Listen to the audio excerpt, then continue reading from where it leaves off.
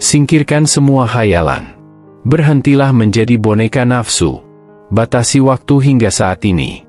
Belajarlah untuk mengenali setiap pengalaman apa adanya, apakah itu pengalaman Anda sendiri atau pengalaman orang lain.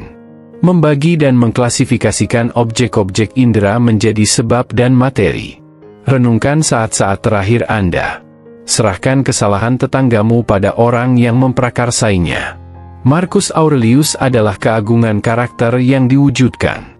Sebagai pemimpin kerajaan terbesar di dunia, dia tahu lebih dari siapapun betapa mudahnya dirusak oleh kekuasaan, menjadi narsis, paranoid, atau berpikiran tertutup.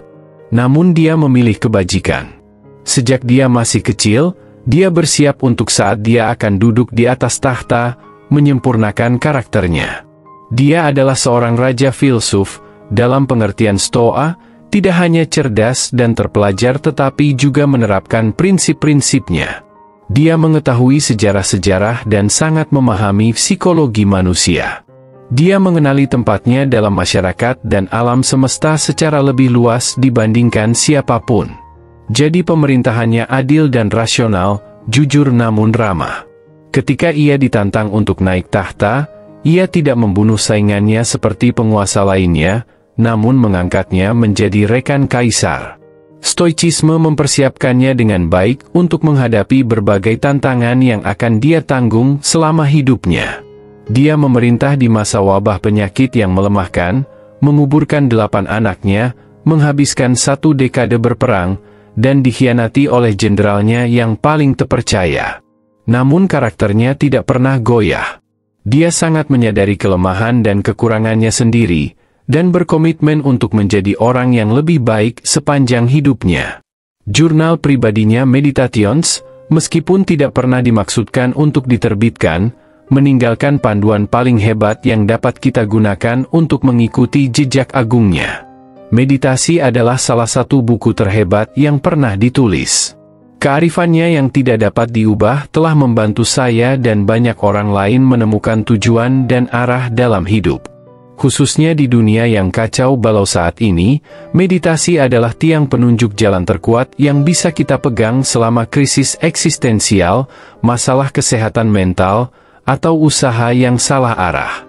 Ini membantu kita mendapatkan kembali jati diri kita, memenuhi potensi kita, dan menjalani kehidupan yang bermanfaat. Itu karena Marcus membangun filosofinya berdasarkan guru stoikisme terbaik, Epictetus. Ajarannya yang paling penting, dikotomi kendali, sangat penting untuk memahami meditasi. Ia menyatakan bahwa hal terpenting dalam hidup adalah menyadari bahwa ada hal-hal yang dapat kita kendalikan dan ada hal-hal yang tidak dapat kita kendalikan. Satu-satunya hal yang dapat kita kendalikan adalah pikiran, opini, dan pilihan kita sendiri. Segala sesuatu yang lain, nasib kita, harta benda, reputasi, perilaku orang lain, dan kejadian lingkungan, berada di luar kendali kita. Kami tidak punya kuasa atas mereka. Namun yang terpenting, cara kita memandangnya adalah pilihan kita. Sungguh menguatkan untuk mengetahui bahwa dengan berpikir tentang dunia, kita dapat memilih untuk tidak terpengaruh olehnya. Kita selalu bisa tetap tenang dan berpikiran jernih, serta percaya diri untuk menjadi orang baik. Sebagai seorang kaisar Stoa, Marcus percaya bahwa kebajikan adalah tujuan terbesar dalam hidup. Dari dikotomi kendali, dia tahu dia hanya bisa mencapai tujuan tersebut jika dia bisa melihat dunia dengan jelas dan objektif. Namun terlepas dari rasionalitasnya yang tampaknya dingin, ia menikmati hidup dan sangat mencintai keluarga dan rakyatnya, sambil tetap menjaga disiplin dan kode moral yang paling ketat. Meditasi pukul 7.29 adalah ringkasan singkat yang indah dari, hampir, setiap tema sentral yang dianggap penting oleh Marcus. Di sini, di jurnalnya, dia meluangkan waktu sejenak untuk mengingatkan dirinya akan prinsip-prinsip ini, untuk berhubungan kembali dengan cara dia seharusnya berpikir dan bertindak. Jadi untuk memahami filosofi Stoanya, saya menggali bagian ini kalimat demi kalimat, yang membantu saya menemukan kedamaian dan ketenangan batin. Saya bermaksud agar ini menjadi perkenalan singkat bagi siapapun yang ingin membaca meditasi untuk pertama kalinya. Singkirkan semua khayalan. Jangan biarkan kesan yang salah dan tidak rasional terhadap dunia, serta penilaian dan gagasan yang dihasilkannya, membawa Anda pergi. Jangan terpengaruh oleh perubahan mereka yang terus-menerus. Markus tahu dia hanya bisa menjadi pemimpin yang baik, dan, yang lebih penting, orang baik, jika dia tetap berpikiran jernih dan rasional. Dia tahu betapa berbahayanya jika seseorang dalam posisinya menjadi marah, mencoba-coba hasrat hedonistik, atau merasa paranoid karena ancaman. Dia tahu jalan menuju kebajikan adalah dengan memiliki pandangan dunia yang jelas dan tanpa filter. Untuk memahaminya, bayangkan semua bias, penilaian, dan emosi kita sebagai filter pada sebuah foto. Kita hanya dapat mengambil gambar yang representatif dan sesuai dengan dunia di sekitar kita jika kita tidak menerapkan filter apapun pada gambar tersebut. Namun jika kita dikuasai oleh khayalan, diliputi oleh emosi dan penilaian, atau terjebak dalam pikiran-pikiran neurotik yang tiada henti, pandangan kita terhadap dunia menjadi salah total. Ada filter konstan dan selalu berubah yang diterapkan pada gambar yang menghalangi kita melihat dunia dalam cahaya sebenarnya. Sayangnya bagi kami, dalam banyak kasus, filter tersebut tidak disengaja. Kita tidak menyadari keadaan emosi kita dan tidak menyadari bahwa kita memandang dunia secara berbeda dari apa yang sebenarnya. Kita ceroboh dengan persepsi kita dan akibatnya kita menjadi salah arah. Banyak hal dalam hidup bergantung pada keputusan penting yang harus kita ambil, seringkali setiap hari. Dibanjiri oleh emosi, dan tidak berpikir jernih, adalah salah satu kesalahan yang paling merugikan. Markus juga tahu bahwa sebagian besar stres dan kekhawatiran kita, bahkan sebagian besar penderitaan kita, hanyalah bagian dari pikiran kita. Jika kita tidak bisa melihat dunia secara objektif, kita langsung menganggap segala sesuatu yang terjadi pada kita baik atau buruk secara subjektif. Tapi ini semua adalah hal-hal eksternal yang tidak dapat dikendalikan. Itu hanyalah peristiwa objektif, yang terjadi secara kebetulan dan terjadi di dunia. Hal-hal tersebut tidak seharusnya mempengaruhi kita karena kita tidak dapat mengubahnya. Namun begitu kita memberi label baik atau buruk, hal itu akan memengaruhi kita secara emosional. Contohnya, jika kita membiarkan diri kita tersakiti oleh suatu kejadian yang tidak sopan, dengan membiarkan hal-hal negatif tersebut masuk ke dalam pikiran kita, maka hal ini akan memicu bias dan kebencian yang selalu ada dan terus-menerus kita pikirkan dan tidak dapat kita hilangkan dari pikiran kita. Memberi label pada dunia yang jelas-jelas objektif secara subjektif adalah hal yang memicu sebagian besar kemarahan, kesengsaraan, dan kecemasan kita. Prinsip yang paling penting adalah menjaga kesan dan pikiran kita tetap jernih. Berhentilah menjadi boneka nafsu. Jangan diperbudak oleh emosi dan keinginan. Markus tahu betapa mudahnya dikuasai oleh gelombang emosi. Dilumpuhkan sepenuhnya oleh mereka. Kita seringkali tidak dapat berpikir jernih karena hal-hal tersebut begitu kuat dan membebani. Coba pikirkan kapan terakhir kali seseorang membuat Anda sangat marah. Anda mungkin begitu gusar, bahkan untuk beberapa saat setelahnya, sehingga Anda tidak dapat melakukan apapun tanpa memikirkan kejadian tersebut. Anda memainkannya berulang kali di kepala Anda karena tidak percaya.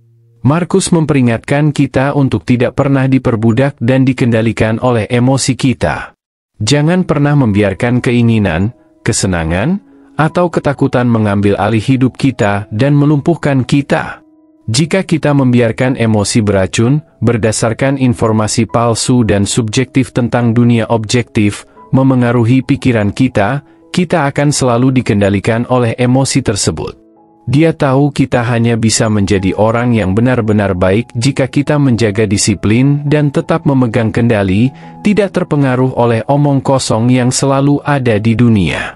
Dengan memiliki kemauan yang kuat dan menyadari apa yang kita kendalikan, kita bisa mengendalikan dunia di sekitar kita, bukan dunia yang mengendalikan kita. Pada akhirnya, segala sesuatu diputuskan dalam pikiran, dan akal adalah alat kita yang paling ampuh di dunia ini. Menumbuhkan sikap seperti itu mungkin merupakan alat yang paling penting untuk mencapai kehidupan yang berbudi luhur dan sukses. Jika kita tidak membiarkan kesan salah mengendalikan kita, kita bisa mengendalikannya. Batasi waktu hingga saat ini. Yang kita miliki hanyalah momen saat ini. Tidak ada lagi. Hanya ketika kita benar-benar menyadari bahwa kita bisa mati kapan saja, besok, bulan depan, 50 tahun dari sekarang, barulah kita mulai dengan tulus menerima kehidupan. Kita semua tahu bagaimana kisah diagnosis terminal. Dihadapkan pada kepastian kematian yang akan segera terjadi, orang-orang kehilangan masa depan mereka. Satu-satunya yang mereka miliki hanyalah momen saat ini, rangkaian yang sangat terbatas. Jadi pada dasarnya mereka menjadi lebih menghargai kehidupan. Hal-hal sepele atau dendam tidak lagi masuk akal untuk dipikirkan, baik itu terjadi kemarin atau bertahun-tahun yang lalu. Tidak ada gunanya bergosip, terobsesi, atau menunda-nunda. Mereka tidak punya waktu untuk ini. Yang penting bagi mereka hanyalah saat ini. Dan sebagai hasilnya, individu-individu ini dapat menjadi orang-orang yang paling penuh kasih dan berbudi luhur, mengabdi kepada orang-orang yang mereka cintai, berusaha meninggalkan warisan, dan membuat dunia menjadi tempat yang lebih baik. Tapi inilah masalahnya, kita semua mempunyai diagnosis terminal. Kami mendapatkannya begitu kami dilahirkan. Dan saat kita benar-benar sadar akan kematian kita sendiri adalah hari di mana kita mulai hidup dengan benar. Tidak memikirkan kesalahan masa lalu yang tidak dapat kita ubah, seberapapun kita menginginkannya. Dan tidak takut akan ketidakpastian di masa depan, yang kemungkinan besar akan berbeda dari apa yang kita bayangkan, atau bahkan tidak ada sama sekali. Dengan mati, yang hilang dari kita hanyalah masa kini.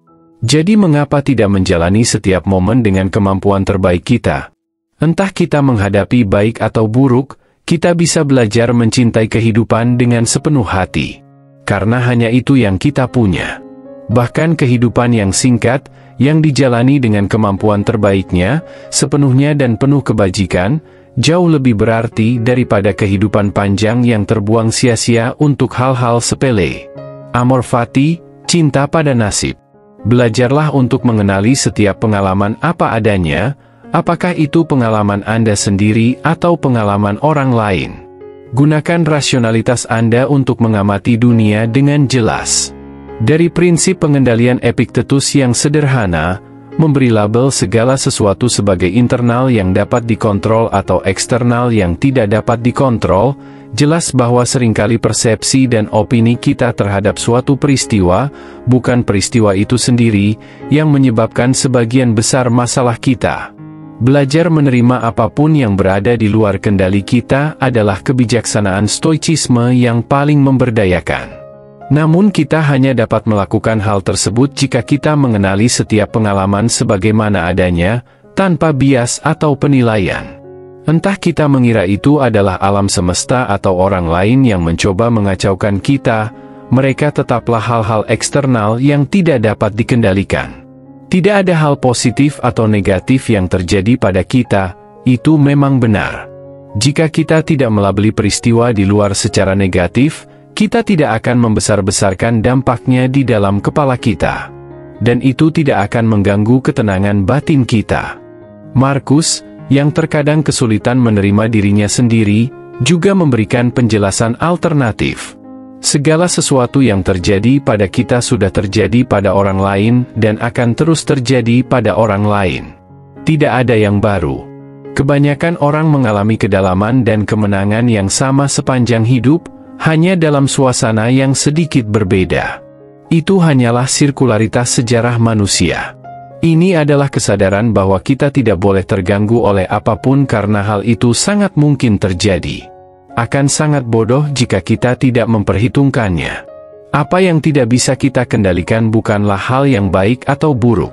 Tidak ada tindakan orang lain yang mengejutkan atau menimbulkan bencana. Membagi dan mengklasifikasikan objek-objek indera menjadi sebab dan materi. Jadilah pemaker. Jadilah seorang filsuf. Hanya dengan menggunakan, akal utama, atau roh ilahi di dalam kita. Sebagaimana Markus menyebutnya, kita dapat memahami diri kita sendiri dan dunia di sekitar kita dengan baik. Untuk melakukan hal ini, kita harus sangat mawas diri dan jeli terhadap dunia dan orang lain. Melalui latihan, kita semua dapat mengembangkan cara berpikir seorang filsuf yang dapat membantu kita membuat pilihan yang lebih bijak dalam hidup. Namun jika kita tidak menghabiskan waktu dalam kesendirian, kontemplasi, atau berpikir mendalam, bagaimana kita bisa menemukan solusi terhadap banyak sekali masalah yang kita hadapi sehari-hari? Bagaimana kita bisa membuat keputusan berdasarkan informasi? Tanpa observasi dan analisis, kita tidak bisa memperbaiki kehidupan kita sendiri, atau kehidupan orang-orang di sekitar kita. Dan khususnya bagi kita, makhluk yang diberkahi dengan kesadaran, kata Markus, tidak ada hal yang lebih memuaskan daripada mencoba memahami kosmos yang luas dan peradaban rumit yang kita tinggali. Pikiran yang kita miliki, penuh dengan potensi dan kemungkinan, adalah anugerah terbesar yang kita miliki. Kita dapat menggunakan kapasitas nalar kita untuk melihat melampaui kejadian biasa, menemukan akar, proses, dan kondisinya. Demikian pula, kita dapat bertujuan untuk memahami orang-orang dan latar belakang, pandangan, motivasi mereka. Hal ini dapat sangat membantu dalam menavigasi jalan kita atau keadaan luar apapun yang mungkin ditimpakan oleh masyarakat kepada kita. Karena dalam stoicisme, tidak ada yang namanya filsuf teoretis. Jika kita tidak menggunakan ilmu yang kita miliki di dunia nyata, maka semua pembelajaran kita akan sia-sia. Kita harus menggunakan pikiran kita untuk memperbaiki kehidupan kita. Itu sebabnya kami memilikinya. Renungkan saat-saat terakhir Anda. Ingat tempat Anda di alam semesta. Anda adalah makhluk fana. Dan itu sepenuhnya alami. Markus jelas bergumul dengan konsep kematiannya sendiri. Kalau tidak, dia tidak akan menghabiskan begitu banyak jurnalnya untuk itu.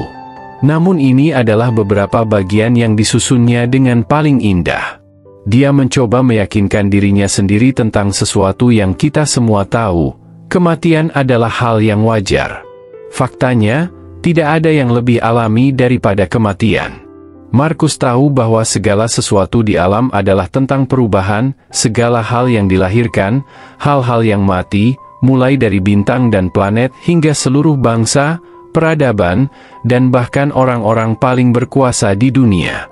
Semuanya diatur oleh satu konstanta universal, perubahan.